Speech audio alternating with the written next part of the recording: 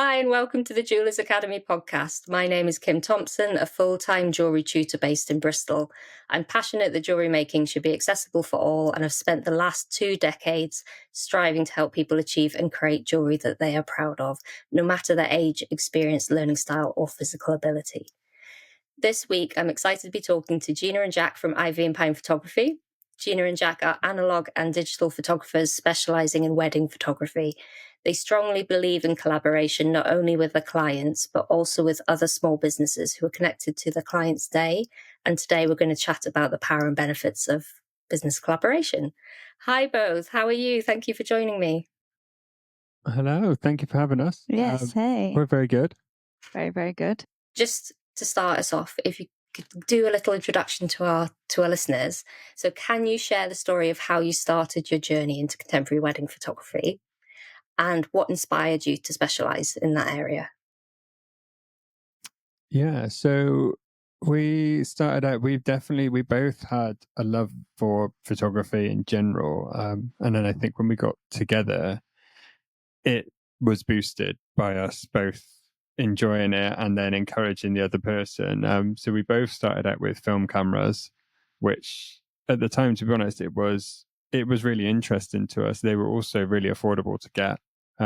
We got that and just started loving it even more. So that was about 8 years ago. About 8 years. Yeah. We both enjoyed photography before that, but I think that was when we started taking it more seriously.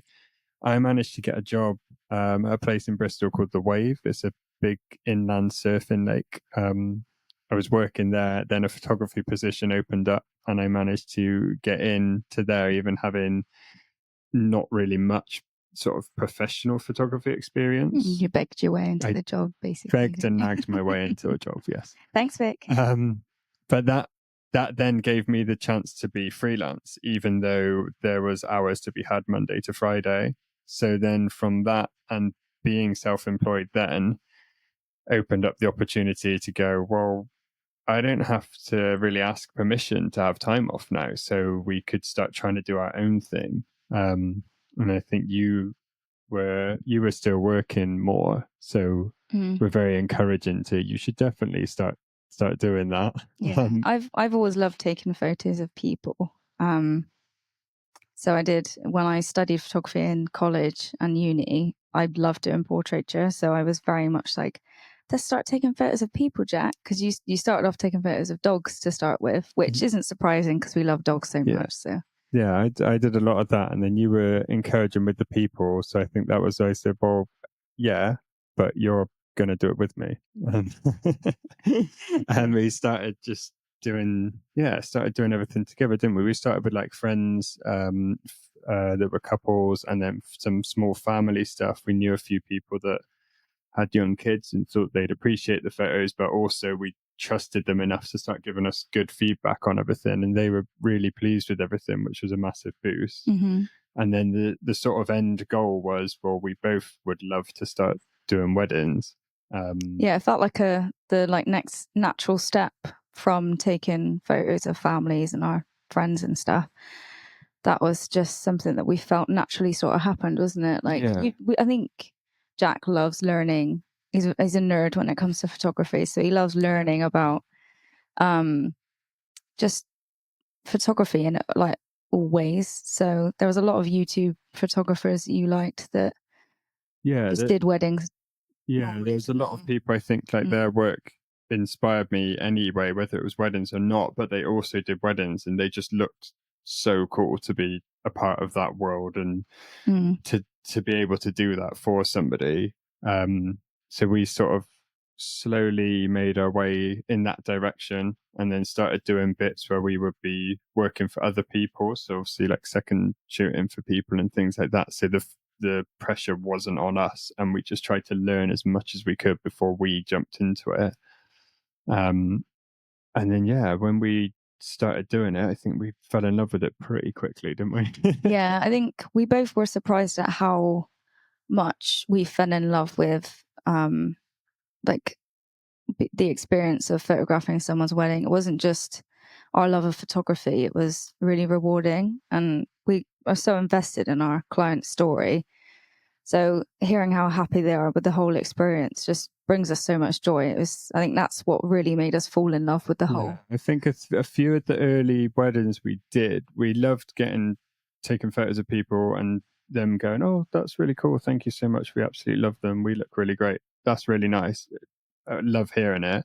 When we got our first feedback from a wedding and somebody said how much it meant to them that they'd done that, and like they got a little bit teary reliving the day, and they sort of mentioned, "We're going to treasure these photos forever now." We were like, "Oh, wow, we did something really big." And I don't think we thought about that affecting us in a positive way up until it happened. And then, yeah, it's the nicest compliment you can get, and to know you've played a part in somebody's day like that was amazing.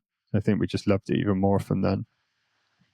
Yeah, that's so spot on.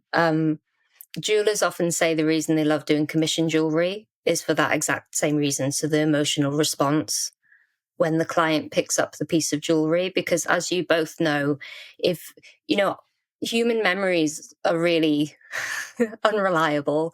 And especially with things like weddings, it's such a busy day and the bride and groom are having to, fit so many roles and make sure they see so many people that quite often they're forgetting a lot of the moments of the day. So having that tangible thing, whether wedding photography or film footage or, pieces of jewelry, it makes the world of difference to the memories. I know one of my best friends always says about this song that was played at her wedding. And I keep having to remember that song was not played at your wedding. My partner put that song on your wedding video. But the tangible thing that they can watch back almost becomes the real memory, and in a way that's a lot of responsibility. Yeah, but it's a very nice thing. Yeah, I think we've spoke to people as well, and one of the benefits of there being two of us is in the sort of more mingling sections of the day is we'll get photos and they'll reply and be like, these people are two separate friend groups. I didn't even know they were all hanging out together. But yeah, I mean, we don't know it. We saw a nice moment happening, so took a photo of it. But then they come back to us and they're like, "I'm so glad you got that. I never knew that person was having such a great time with these people and everything." And they're like, "That you've now given them even more of their day that they couldn't see because you can't see everything." Yeah. And I think now we've been through getting married, the day does go so quick. It does. It flies by. Yeah, being able to relive it in photos is amazing. I want to touch on what you said, Kim, of the bespoke jewelry. We got bespoke jewelry for our wedding, and I had a necklace made for Jack, a pendant of Rudy, our dog's nose, for a wedding present that he opened on the morning. So we totally get it when it comes to bespoke jewelry. We fell in love. I absolutely love my wedding jewelry. So it makes a massive difference having that connection with your client. And obviously it shows for every aspect of the wedding industry, photography and jewelry. Yeah. And those are the things that you keep at the end of the day as well. So in terms of, exactly, quite rightly, bespoke things should cost, a decent amount of money, but they are things that you get to keep and treasure rather than things that are there and then they are gone after the fact.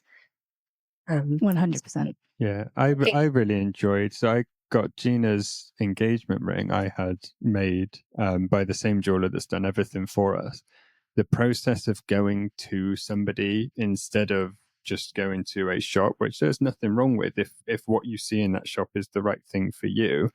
But I really enjoyed the process of being involved with creating it and then seeing the finished thing and getting to tell you the story about how it came around more than I saw it and really liked it. I mean, if I did see something that was absolutely perfect, I might have gone for that. But I'm really glad we did it the route we did it in. Yeah, I actually went to uni with our jeweler. So it's funny, we were talking earlier about business and how when you're in education, you often don't get taught how to run a business on your own. So it's really nice that she's built her own business as well. And we went to the same uni together. The two of you got something out of the we did. Well, actually, that leads on to what I wanted to discuss next. in the not so distant past, it was still quite protective, and everybody was, out for their own thing, and they were worried about sort of progressing beyond that. You both actively engage with other small businesses in the wedding industry, which is how I came to know you. What motivated you to adopt that collaborative approach? And did you find that other people around you, especially other people in the wedding industry, were quite open to working in that way, or were people still quite protective of their own selves and own businesses? I think what inspired us to start doing it was, when it comes down to it, was just we want to make friends. Like, we have a simple principle, like sharing is caring. And we wouldn't be where we are today without the guidance and generosity of other photographers. So, and professionals in the industry. So we've learned how to run our business from other people. We haven't just pulled it out of thin air. Like, a lot of it has been YouTube videos and like watching stuff online and talking to other people on Instagram. And so if it wasn't for that, we wouldn't be where we are today. So if we can do that for other people, we want to do it. Like, sharing is caring. So if we can help other businesses to thrive, then why wouldn't we?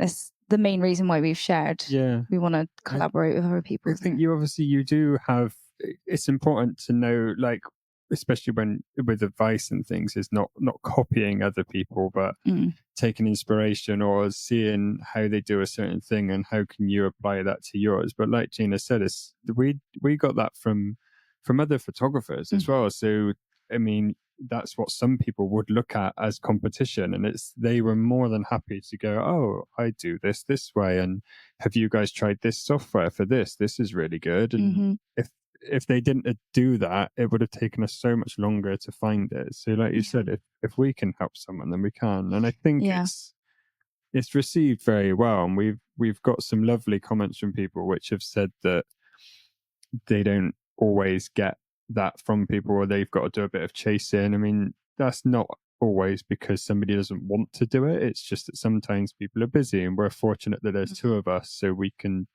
pay a bit more attention to those things. But it's gone down really well, and it's so lovely to be able to help. Even a simple thing like an Instagram post where you tag everybody that was a part of that day, not just the couple that are in the photo and what happens to be in the photo. Tag everyone. They were part of the day. Yeah, I think having an attitude of like, if you are doing all these nice things for other people as well, they're gonna want to do nice things for you too. So we have had an overwhelming response to a positive response to us sharing our photos. A lot of people don't, like what you said earlier, not every photographer shares the gallery, like you said, not out of spite, but some people just don't do it. So we have had, it's not always the first thing on people's minds. No. It's definitely part of our workflow now, is that we make sure the vendors get these photos because it's important for their business as well. Our photos wouldn't have looked as good without those things to photograph either. So. Exactly. And like, there are some times when vendors don't like tag us or crop our photos a bit funky and put like weird filters on them and stuff, but it's very rare now. I think people are starting to get it. And the more, I mean, again as well, like if our images are being shared, that's promotion of our business too. So it's fun. I think it's making friends is definitely the main reason we like to do it. And like, we'll get other work from it too. Like it's also so lovely to show up and see a vendor on a wedding day. Say when we get there early, there's a florist there, walk in the room and you're familiar with each other, or they go, oh, how was the rest of that last wedding we were at, whatever it might be. That's just really nice. Or to be able to pass on a recommendation for jewelry to a couple, knowing that they're going to get something really good, and then when you see them, they're like, I'm so glad you told us about that person because I love it. Supporting a small business as well. Our jewelers had a few people reach out to her from recommendations that have then gone on to get their wedding bands and that sort of stuff made from her, and the couple have been very thankful for us for sharing that. And it's so nice to be able to think like, oh, we gave you a little hand, like we just managed to take something off your plate and give you a hand of, these people are good, go to them, and give work to a business that deserves it as well, not just some person that doesn't care. Yeah, like a bigger company. Yeah. How important do you think that sort of collaboration is to small businesses in the future, when notoriously everyone is struggling at the minute with the cost of living and everything else that's going on? I think it's massively important. Yeah, so important, for sure. I mean, to me, it seems like if you don't do that and you don't try and be friends with other people, and like even in, like we were saying, in the same industry, not even necessarily the exact same thing that you do, you're just going at it alone. So you alone are now going up against these much more experienced people, bigger companies, whatever it might be. Why would you not want the help and support of 10 other smaller companies, which are only going to all promote each other and say nice things? Yeah. I think there's definitely a case for, there's sometimes certain, it's never happened personally to us, but maybe a brand reaches out and say, oh, we should collaborate and we should do this or whatever. And you look at them and go, you're huge and you could definitely be paying the people that are smaller and struggling, or just, having a bit of a harder time than your massive company. That's maybe a case for, yes, you should be being paid and you shouldn't necessarily do it for free. But if somebody else that is on your level, small independent person, or just someone you really love, reaches out and goes, hey, want to do something together? Yeah. Do it. If you'll have the time at some point in the year to do it without it being a big thing. Do it in the winter when weddings are quiet. And from our point of view, it's like, we're not doing much at the minute. Yeah. In terms of actual shooting, we're just doing a lot of indoor office work. Yeah. So why not? I think, like what I touched on earlier as well, is like, we wouldn't be where we are if it wasn't for collaborating with other people. And if we're booked for a wedding, we'll often refer those clients to similar photographers or photographers that we love that are local to our area. Because why shouldn't we be supporting the local photographers in our area? Do you know what I mean? Like, we love their work. There are loads of people we always recommend.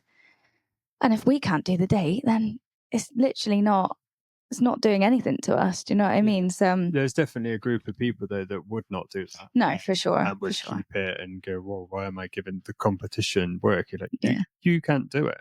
Yeah, exactly. Give it to somebody else which deserves the chance as well. Exactly. Yeah. Exactly. We get that with jewelry all the time as well. And my thinking behind it always is, if you are helpful to somebody else while also supporting another small business, that's, in the client's eye or potential client's eye, that's just going to make you look more genuine and trustworthy. So they're more likely to either come back to you at a later date or pass on your details to someone else, even, like you say, you can't meet their needs for that specific occasion. It's only going to be good words about you. The first thing somebody's going to say is, oh, where did you get that ring from? The first thing they're going to say is, well, I asked these people, but they couldn't do it, so they recommended me these. And like that, everybody then in that conversation is spoke of in a positive way, and you didn't do anything other than tell somebody about another really cool person. Yeah, I think it's often forgotten, or it takes a little while to learn when you're running your own small business, that customer service is like so important. Like, we are photographers, but I probably think that maybe 80 to even 90% of our business is to do with customer service. Easily. And 10% is editing and delivering photos.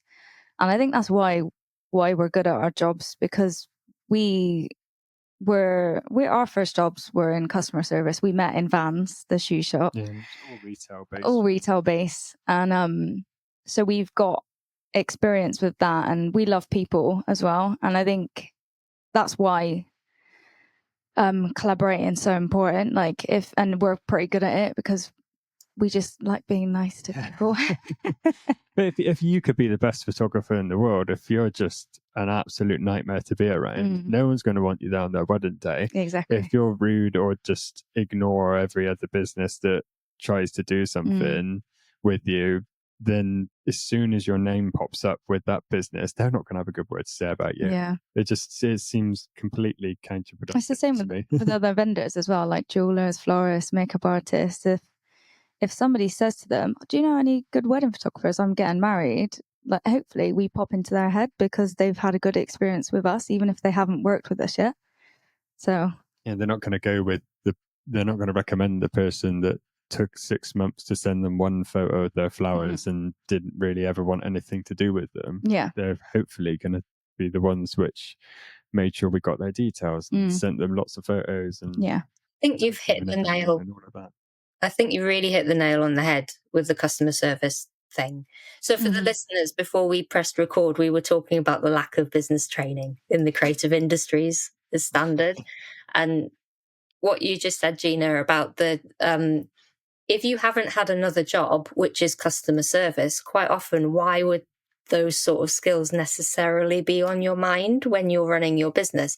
Because especially when people start out, whether it's jewelry, photography, whatever, people presume that the majority of the business is making or doing that creative thing. And it's not. That's the tiny slice of the pie. The rest is all business stuff, and a huge chunk of that is the admin and the customer service. And like you said, Jack, if you're not it's not only being friendly and approachable and professional while doing that, it's also the timely thing, because again, yes, we are all busy, but it is so common where inquiries come through or something like that, and then it takes weeks and weeks to get any sort of reply, if you get a reply at all, when it could just be a case of a quick, even canned response saying, unfortunately, I'm too busy at the minute, but here are a couple of people that you could potentially contact in my place.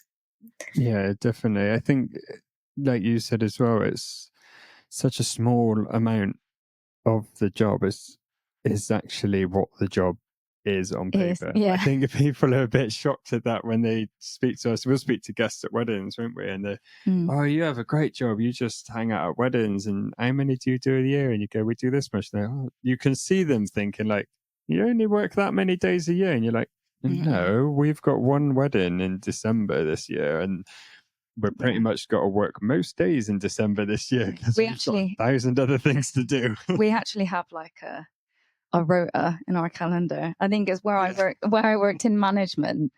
But the reason we did it is because we were overworking ourselves. So in our first couple years of being a business, we didn't know how to do a job that we both enjoyed because we wanted to do it all of the time. And then we were getting burnt out, and it wasn't taking the love out of it as such, but we were like editing photos and then going back to it the next morning and being like, oh, I wouldn't have done it like that. But it's because we were sat at our computer for like 12 hours and that's what we had to do. But we actually have a proper rota now, and we have days off, and we schedule our time a lot better, and it's definitely works. Definitely something that nobody really ever tells you about either. Make sure, like, managing your time is, when you do something you love, it's really difficult. We'd be in bed and it'd be 10 o'clock and your phone would ping and there'd be an email from like somebody, like a new lead, and I'm looking and going, well, I'll go and get the laptop and do all of that now. And it's like, no, it is fine that you reply it like in the morning. I'm sure the person that's emailed at 10 o'clock isn't expecting a reply. but learning to switch off from that is another part of it that nobody really, I don't know if you can teach it, but nobody warns you about it and says, like, you from the beginning do these things. Just make sure you chill a little bit. Yeah, I would definitely recommend managing your time and putting a rota in your calendar like you would if you were working at Lidl or something. Yeah. Your manager gives you your shifts, you put those shifts into your calendar, that's what you work, and then somebody also made a really interesting thing. I can't remember the exact numbers, but it was around, like, for a photographer, how if you did a 10-hour wedding day, the amount of hours that wedding actually has taken you it was like over 100, wasn't it? So it was some crazy number, and they're like, from inquiry to delivering the photos, that day when you're shooting is so small. It's the smallest part of the entire job, which it was, seeing it written down was like, wow, that's crazy. We have this ongoing sort of not issue, but in the jewelry community, underpricing is just chronic because of Etsy, and you must find it as well because everyone's got a camera now, everyone's got a smartphone, anyone can take a photo and they can do it for free. So there's this issue where people feel that they need to compete with that or have their costs as low as possible to make what they are doing, accessible for people. But more often than not, what I see is people are stressing about their prices when they haven't even taken into account all the sort of things that you've just mentioned, Jack. It's so many people, it's just not on their radar that is part of the job, and that time is money and it needs to be accounted for. I'm going to get in there before Gina says it. I was terrible for not considering my time as a money value. Or are? I'm better. I'm not great at it. Jack would work for free, I think. It's because I love doing it. So when it comes to, there's some bits I would be like, yeah, I'll do that if you pay me. I'm not doing that for free. But when it comes to taking some photos, editing them and delivering them, I love doing that. I mean, we've done it. We've took hundreds of photos on our wedding and honeymoon, and I've essentially treated it like I'm going through them with the same attention as we would on a job because I enjoy that so much. So I'll look at something and go, yeah, I could do that. And it's only like an hour, and then I just edit a few photos and do it. And Gina goes, yeah, that is an hour you could be doing something else, and it's still an hour that we couldn't go and do something together. So you should be paid for your time. And I'm like, but it's fun. Yeah, I try and I take much more of a business approach to things. I think when it comes to like how much we charge for stuff and breaking down costs, and I think office work to you, it just doesn't. It's not like it doesn't exist, does it? That's just you. It just comes in with the. It's a very hard thing to get your head around, and also, like you touched on with people thinking they need to compete with people that charge a lot less. It's really common in photography as well. Yeah, you see people whinging about it all the time in Facebook groups. If you're a new photographer, don't go on Facebook groups. They're not good for you. I stay in them more for entertainment value than to get anything useful from them. But it's usually a lot of people moaning about somebody coming in and they're brand new, so they're only charging £600 for a day, and why they're going to take away all the jobs and stuff. And you're like, they're not. They're going to take the £600 jobs, and then we get so many people who they don't understand every single aspect of photography, but they understand enough to know that the people with experience and that have just been around doing it a little bit more and this specific style, like they understand the things to look for and the things they want. Those people are happy to pay your prices. And it's probably very similar in jewelry. Yes, you could get something for £50, but it might be very basic and very simple. And if that's what you want, that's perfect. Or you could get something which is exactly right for you. Yeah. And made with better materials and done however like these things are done sort of thing, and that's a higher price, but the product you're going to get is going to be very, very different to this cheaper product. I think everybody's got to learn at the end of the day. So the people that are charging £600 for a day, like everybody's got to start somewhere. And I guess it's the same in the jewelry industry as well. Like you charge less if you're new. Is that what it's like in jewelry too? It is. It's partly because, I mean, a lot of it is a confidence thing, but it's partly because when you're newer, it takes you a lot longer to do things. And it'll be the same with you and your workflows. When you're newer and you're finding your style, it'll take you a lot longer. Yeah. I think as well, if you say you hire a photographer to take photos of your jewelry, you could definitely go and spend, say you spent £500 to do that. Okay, you could do that, but that person will deliver you the photos. They'll be great, amazing.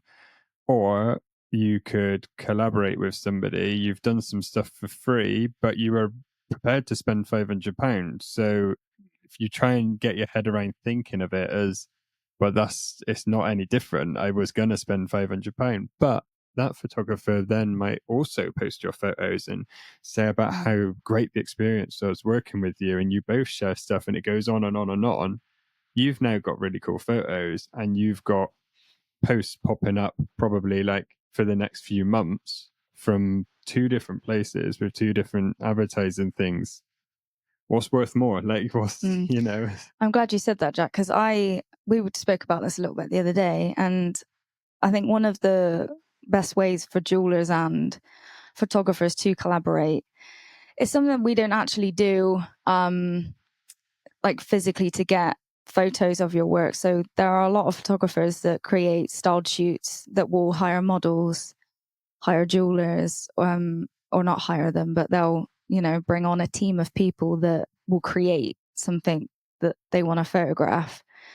And then you'll get photos of your work out there for free if you've lent your jewelry for the styled shoot. And we don't do styled shoots. It's just a personal preference, but that's one real good way for anybody starting out, I think, in jewelry. If you want to try and crack into the wedding business and getting some content out there that isn't just what you're posting, and some cool photos that looks like they're in situ, definitely styled shoots is a good way forward. Most of those things, if somebody approached them and said, hey, I can bring a bunch of jewelry along and accessories or whatever it might be, all I want is credit for doing it, be promoted a little bit, and to be able to use the photos, they're gonna turn around and say yeah.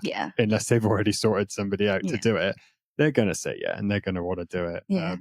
We did a shoot in LA with a couple of a photographer, a videographer, and a stylist, and they were photographing us, and I had an outfit change that had a dress and a headband and a bag, and they were all from a brand, and that's free promotion for that brand too. So it's a good way. Confetti as well, which there's a new company that's making confetti, so they brought that out. Again, it's like, it's not the same as giving somebody jewelry, but it's somebody going, hey, here's my stuff for free, do something with it and let me have some photos from it.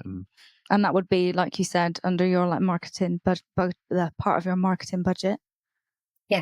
It's definitely a good way of doing it. And it's so much easier these days as well, of finding people who fit your style to collaborate with. Because of social media, you can actively see sort of what people are doing and whether or not it's going to align with you, but you're still then getting your work in front of a whole different set of customers. I think Instagram's changed the game. We wouldn't have half of our clients if it wasn't for Instagram. It's a huge part of our business. Where my head goes with collaborating on things is, like we were saying, you hire a photographer, you get the photos, cool, you post them, you collaborate with somebody, or you're on 2 Instagram accounts, maybe 2 websites, you're on here, whatever. As far as jewelry goes, it just came to me that, to be honest, there's probably a lot of photographers, and this comes back to trying to build friendships with people and have genuine connections, and not just trying to gain from them. If you're getting on with somebody and chatting, there's a high chance if somebody said, hey, I've made some really nice pieces that I'd love in some photos, do you have any couples coming up that would like to wear it? That I want it back, but because we do couple shoots all the time, sort of when we're not at weddings. There's a high chance, because of the relationships we build with some of them, that if we messaged them and said, hey, we've got a jewelry company that would love some photos of it, we're shooting with you anyway, can we go do a little bit of extra time on the end and just get you guys to wear a few of these things? I think people probably do it. A lot of jewelers have photos of their work just not on people's hands, don't they, or on their own hand, right? It's I don't know how anyone photographs hands. Some sort of weird raptor. The amount of times we have tried, so we always like to get a ring shone. I think that's a really interesting detail on people's hands. I love photographing hands, really in situ, not of your own hand. So obviously, when people have just got married, you've got your wedding rings on, you've got your engagement rings on. We love catching that detail. The amount of knots we have got into trying to show the couple how to pose to get both of their left hands in with all the rings in. like I don't know how many hundreds of times we've taken that photo. We still stand there and they're like, can you show us what we mean? And we get tangled up trying to do it. Showing both the person's hands and the rings properly. Yes. Yeah. So trying to do it by yourself for jewelry that you've just made. I can't imagine. Yes, that'd be a challenge. I honestly think you or any other wedding photographers could have a nice like mini sideline if you ran workshop tutorials for jewelers, showing them how to pose couples and clients showing off their jewelry.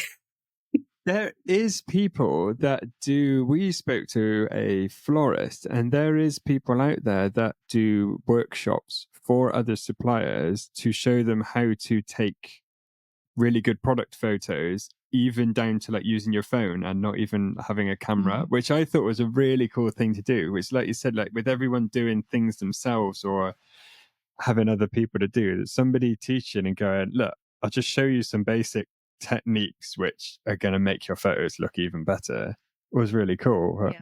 You could definitely do it with things like hand poses and like how to make things look natural. And maybe we should create a little Instagram reel. Yeah, a little side thing. Yeah. With so that's all the sort of proper hands-on stuff and real life stuff. But one of the things that really struck me with both of you, in my opinion, I thought your website was really slick. You told me that you were just about to redo it all. I don't know if you did or not. But it's being done. in progress. But I don't know what you find. I find websites are never done. It's constant things that you want to change about them. But I find that a lot of people still expect clients to do quite a lot of work. They sort of presume that, oh, well, people will just do that. Whereas I find the easier you can make it for people, or the more automated you can make certain things, the more likely you are to get people coming to you. So, for example, with you both, you've got things like the really accessible online digital galleries. Do you believe it's important for businesses to look at ways of making things a bit slicker for the clients? Or do you think there's still a lot to be said of picking up the phone or having to email somebody to be able to book a service? I think depending on what it is you're offering depends on how much you need to speak to somebody. If it's a product that you can just order and you don't need necessarily that personal connection, that's a bit different. For what we do, it's like we do need that personal connection. But when we made our website, and thank you for all the nice comments on it, the bits like the foundation of the website isn't changing. We're just updating a lot of it with more to sort of, as our styles evolved, it's just going to be a bit more us. But we really sat there and looked at it and went, right, I want to open this website, see one photo I like, and then know immediately how to contact these people to ask about doing our wedding photos. Like, that's how we sort of wanted it to go. It's like, I want to know exactly where to click, and I want to know when I click on that, we've got a contact form with the information which is really useful to us. And it's, I think, is really easy to fill out. We've had very good feedback on it. Well, there's nothing worse than trying to navigate your way around a really bad website. Yeah. And trying to tough. Yeah, and like not knowing where to contact the person. I found a lot of vendors we come across in the wedding industry that where we always send the galleries out to anybody that have been working on the wedding that we shot to send the photos to them. And I have to really, really dig through a lot of people's websites to find an email address. Contact forms are great, but like for a photographer or somebody just wants to email you, you should have your email on display somewhere. Yeah. There's so many people that don't do that. I think some people just don't know like how to even do a good website. Luckily, we've got a best pal that has created our website for us. We're really lucky in that respect. It's been amazing that he's also been having somebody which is very good with honest feedback as well is really helpful to making sure your process is slick, to look at it and go, right, you're not in this industry. How do you think that is? And if they look at it and go, I don't know what you do from your immediate homepage, right, well, something's wrong. obviously we're photographers. We wanted the immediate thing you see is beautiful photos. Yeah. And then we want you to be able to see more photos. But a big part of what we do is who we are. So like we want you to be able to know who we are, see a bit about us, and then have the option to go on and read more about us. So we don't want there to be paragraphs of text telling you our life story. We want a small bit where you can go, oh cool, that's who these guys are. That's the face behind who took these photos.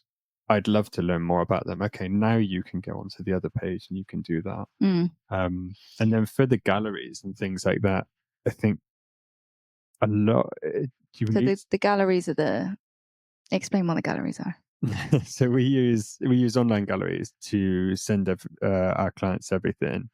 We will send them a sneak peek not long after the wedding, so they've got something to share. People using thank you cards, whatever it might be, and then we'll stick with the same gallery when the full gallery is ready. There's just more photos will be added, and we'll let them know. But we went through quite a lot of options on how to do it, and again, it needs to be easy to understand, it needs to look great, and it needs to show off. It needs to show off our work really well, but it also needs them to look at it and go, "Oh my god, that's me!"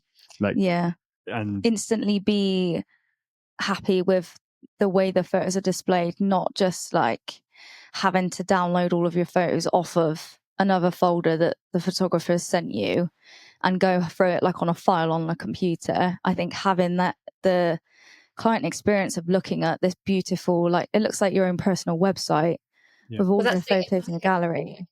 That's what's not normal. I think there's more and more people doing it the way you're doing it now, but still the vast majority it is that you'll get sent like a Dropbox folder or something like that, and it's the client's responsibility to churn through. We do see a lot of that, especially again with people starting out. You see a lot of it because cost money, because they cost. Like it's not the cheapest thing to have, and it can be a bit confusing. I think we started out with something called Pixie Set. When we first started, because it was the cheaper option out of the two gallery managers that we wanted to look at, and eventually progressed onto PicTime. And you found that through American photographers, right? That you love. It's really popular with Americans. In America, yeah. American photographers. Well, we like a lot more American photographers than I think your normal person. But I don't know why PicTime was more popular over there. But yeah, it was a little bit confusing to get your head around to start with, because there's so much you can do on it, and as soon as you get to the back end of it, it's like, oh my god, there's all these different things you can do, which become really useful. But in the first bit, it was a little bit overwhelming. Yeah, we definitely had to learn how to use it, and as people that are pretty good with technology, I found it difficult to navigate around to start with. But there are still things that they put up, and I have no idea. In a weird way. Yeah. However, the payoff for doing that was really worth it. Yeah, it's worth it. To have people that are just have nothing but nice things to say about looking through their photos when they receive them is amazing. Yeah. And I think from like embracing that technology side of things as a newer business, I would just recommend people to invest the money in it, because it's gonna make you look great. And there's nothing wrong with sending your photos through a Dropbox links or something, because at the end of the day, the people receiving them care about what is in the photos most. That is obviously their higher priority. But if you can wow people with especially if you were a new photographer and you sent them this gallery, which immediately when they click looks the really link, professional, looks stunning. But that's just going to make everything for you look better. And then you go on to things like our gallery has a store on it, so if people want to buy prints, again, it's simple. They click on a photo they like, and there's a little shopping cart in the corner of it if you want to buy a version of it, and then there's options of what you can do, and you do everything with a few clicks on one website, and you can share the gallery really easy with other people too. So I've got a very funny memory of our pals when they got married. It's only like 4 years ago now, 4 or 5 years. And the way they shared their wedding photos with everybody is by uploading them to Facebook. Like you don't have to do that anymore. It's very and then outdated. everyone gets the same experience. And Yeah. I guess from our point of view, behind the scenes, everyone gets the same experience as viewing these photos how we wanted them to be viewed. So we have that little bit more control over making sure this is displayed in a way we're happy with, and the quality that we want it seen, and everything to do with this like personal website you've now got with your photos on. It makes them look as good as they can be is really important to us, I think. Yeah. I think that's definitely where another topic that comes up on Instagram and groups and all sorts of stuff is people being afraid of AI because it's becoming so good at editing or changing images or just completely creating them. People are scared of it. And especially in weddings, is people going, oh, you know, anyone can do it soon. You're like, no, they can't. Because like you said, if you need to get something to put into it first. If you can't get that, it can't do anything for you and it can't help you in any way. So, and also people still want real, especially with weddings. There may be other bits where doing some absolutely mind-blowing AI stuff is exactly what the client needs. That's not weddings. For weddings, people want really what happened, the real emotions. We might use it to tidy some stuff up and get rid of a distraction, but it won't be a major thing. It'll be something which wasn't ever intended to be in the photo. And AI won't get us clients. We're the people. It's the real connections that it could. No, that sounds like iRobot. We don't need a robot getting us clients. Yeah, I'd never want it to get to collaboration. Sorry, Jan. Exactly. I was just saying, it's just circle. It's full circle. It's back to that human collaboration and networking and authenticity and really showing who you are and what the unique benefit of working with you is. Yeah, and I think there's definitely some bits where you see how AI works and how it's used, and you're like, oh, that's kind of scary. And that, they can see how somebody's job could be feared for it. But I think with creative stuff, there's, like you said, you need to have an eye for something. You need to, even if it came down to designing some jewelry or something, you still need to have the design idea in your head. Like we've done most of our own logo work and things like that. And we've been working on some other stuff, more design based recently. Gina's a very good artist. I'm not. But I have the ideas. I can't put them on paper though. So you sort of tell me what you want and I'll make it. Getting some sort of rough mock-ups with the help of something AI, but you still needed that creativity and that idea to be able to tell what you want to be created. And it's I still think it's so new. We don't really know. We don't know a huge much about it, do we? I know it helps our business right now. But like, I think we're all gonna have to learn and change with wherever this AI is going. I think so far it's only done good for our sort of thing, and I don't think, I'm not worried about it changing work for us or taking work from us like some people sort of claim that it might do. I don't really see that happening with the sort of stuff that we do specifically. And if you don't get on board with it now, by the time you do, it's going to be this really wild, scary thing that takes you ages to learn. Yeah. I think it's very similar to, because I'm old enough to remember it, people being resistant to the internet and being online and getting your businesses online. And like we've just been talking about, to a certain extent, some people are still very resistant to that. But like you were saying, when new technology is coming in, to a certain extent, we do need to embrace it. We do need to learn it, because whether you like it or not, that's the way things are going. And the majority of customers and clients are going to want to use and access stuff. And with AI, we all think about things where it's generating text and generating photos, but actually a huge amount of it is just automating things or making things like Google Maps work or booking systems work properly, and useful stuff. It's not all this big scary thing, but like you just mentioned something that made me think of Instagram. So we get a lot of, probably most of our work is from Instagram, isn't it? But it's Instagram favors reels, which video then becomes tricky when you're a stills photo based company. But if you don't do it, then you're going to be left behind. Yeah. And there's so many photographers out there that are doing it. Even if they don't offer a video service, they will do some sort of video, whether that be a slideshow of photos or something with them in, whatever it might be. They're doing a video, so they're posting a reel.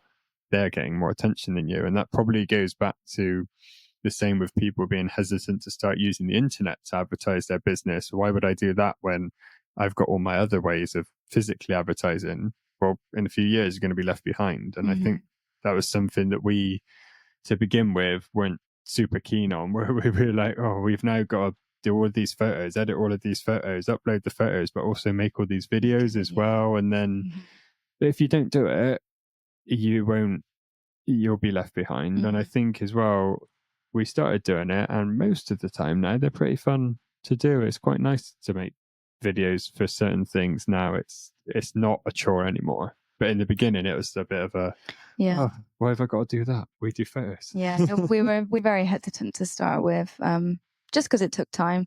I think now the technologies, again, more technologies come along that will help you create interesting reels. You don't even really have to think too much about it anymore if you don't want to. There are apps out there that you can put your photos in and it creates a slideshow for you. So I think you just need to be on top of it and on top of change, which is really difficult. But yeah, definitely, because certain areas are harder than others. I think there's certain things you're really like in love with something you do, and then when somebody comes along and goes, oh, but that's not the cool thing anymore, and now everything's favoring this, you're like, but I like this, I don't want to change it. And it's you got to sometimes, unless you're really established, and you don't need to. Yeah, I think if you've already got an established following on Instagram, it helps a hell of a lot. But if you're starting, I'd say just also try things. Do what Instagram tells you to do. Do what? Yeah, they're the bosses. Yeah, Instagram rules. Damn, Mark Zuckerberg. It's just sometimes about just having a bit of awareness and a bit of intrigue about certain things, and then making the decision whether or not to get involved with it, rather than just presuming it's not for you or that it's going to be too difficult. Because you need to do like a little bit of your own research into like, well, is this actually helping other photographers, or is it just this one person I follow saying that, oh, these videos have helped me? And you're like, okay, but have they helped everyone? And if you realized, yes, it is helping everybody in my industry, yeah, give it a go. Like, try it. If it doesn't work for you, no harm. Yeah. And if you're more active on social media, you're more likely to find people that you want to collaborate with and who are going to be a good fit for you. If you're just sat in your studio doing your own little thing, sat in the dark editing photos, or sat at the bench making jewellery, you're not going to find those opportunities as easily. Yeah, you're gonna have to spend a lot more time out in like markets and doing stuff, physically out in the world to make your business go anywhere. If you've got an online presence, it's sort of doing the work for you, right? Which is really good fun, doing stuff in person. But there's only so many days that you can do it. You can't do that all the time. However, you could put in a little bit of time in an office every day if you need to. But I suppose equally, like you were both saying before, it's so easy for all of us to... The to-do list is never ending. So it's really easy for us to just sit and be in our own little bubbles. But again, you have to make that call every now and again, whether or not to get involved with the wider world, because it can be really energizing just actually being in the presence of other creatives and like-minded people, and you come away feeling more inspired from that, even though often in the background you're stressing because you've got emails to answer or the things that need doing. But yeah, we've done some wedding fairs. We don't do a load of wedding fairs, but we do some of them, and it's really good fun. Or the socials. We went on a social last year. Yeah. One a photographer. Christmas social. Just networking, and like even if you're just venting or like just talking about normal stuff. You don't have to talk about business stuff all the time. It's just nice meeting people that are in the same industry as you. Meeting a bunch of people which have also been sat in a dark room editing photos for up until the end of the year, so they can have Christmas and New Year off. Yeah, they all get it then when we all go out, and they're like, "Oh, cool! You've seen the daylight as well now." Okay. One of the last jewelers meetups we had, one of the really nice things about it was no one was like proper complaining, but people realized that it didn't matter whether you were, a part-timer doing it for a hobby, or whether you were an established business and other people viewed you, as being really professional and really slick. We all have the same problems and we all have to deal with the same stuff. And that can be really reassuring and reaffirming as well. I think that's definitely a good thing, that like the whole topic about collaborating that we've been talking about is, if you find a group that do that, or if you see something and you are a new person, especially if you see something where they're like, it's open to anybody, like just come along, go and do it, because you will meet these people who you look up to, who you're like, oh, I'd be really happy if I got to their level, they're killing it. And you meet them and go, you're also really normal, like this is achievable and this is something I can do. You're not some like untouchable thing or somebody. It doesn't turn out that this person actually is the face and they've got this whole team of people behind them. They're still moaning because their internet went down and they couldn't do their emails and it messed up their day, and they were having some work done on their kitchen whilst they were trying to do Zoom calls or whatever it might be. You realize these people are all the same, and I think it can really help to make you realize that if you work at it, it is achievable. You can do it.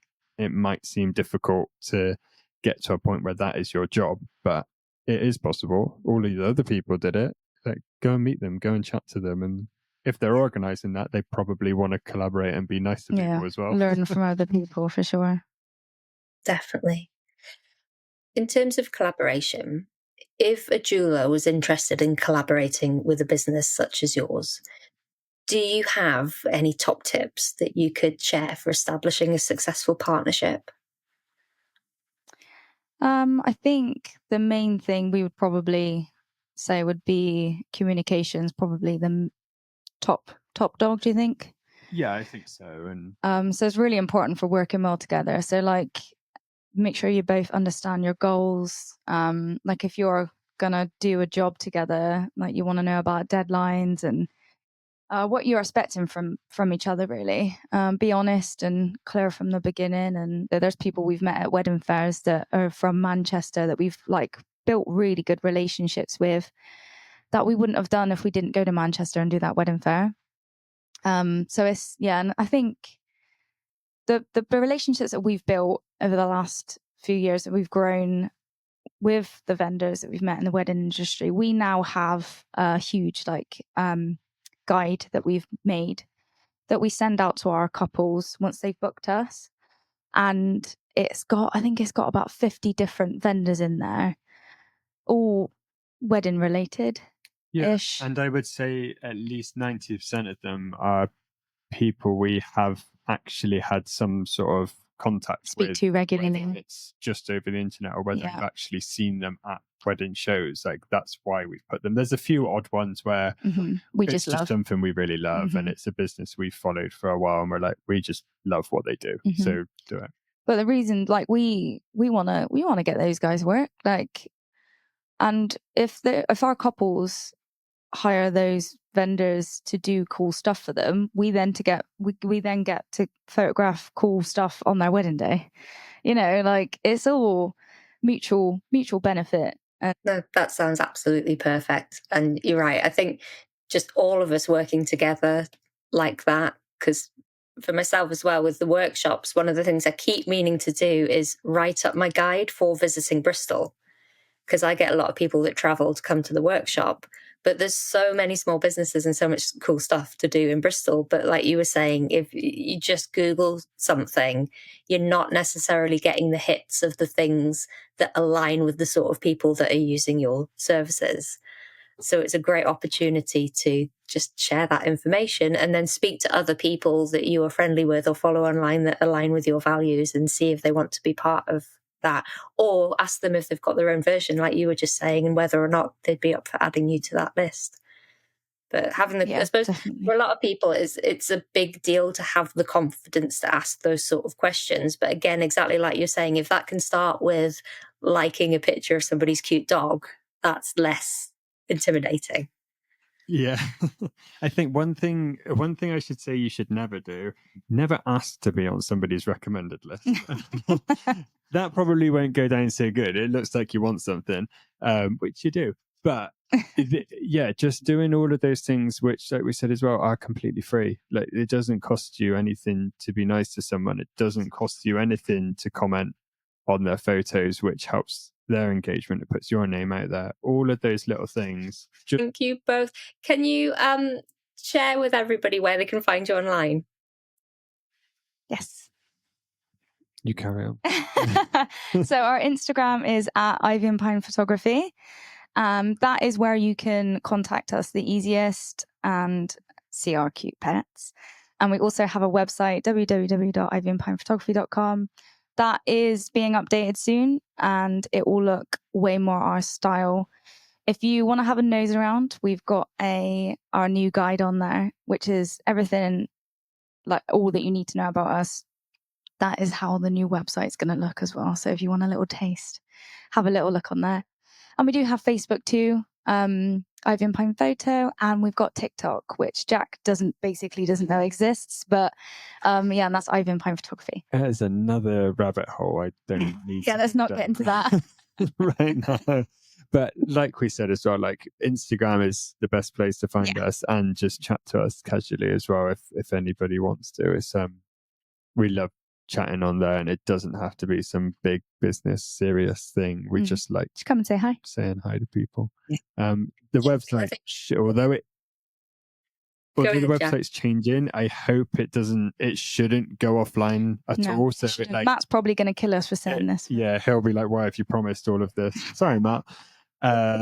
But yeah, it's all up and running, and it will just change how it looks. So yeah, if you that will be done by the end of the year. So we'll probably be plugging the hell out of that on our Instagram, and pushing for new website. So there might be some visual changes, but everything's going to work the same, and it's just going to become more us. So yeah, definitely check that out.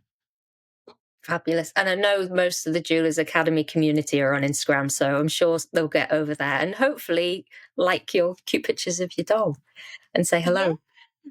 He is unavoidable. He is all over it, and is very much the third member of Ivy and Pine. So if you like photos or dogs, then come say hi. We'll follow you back.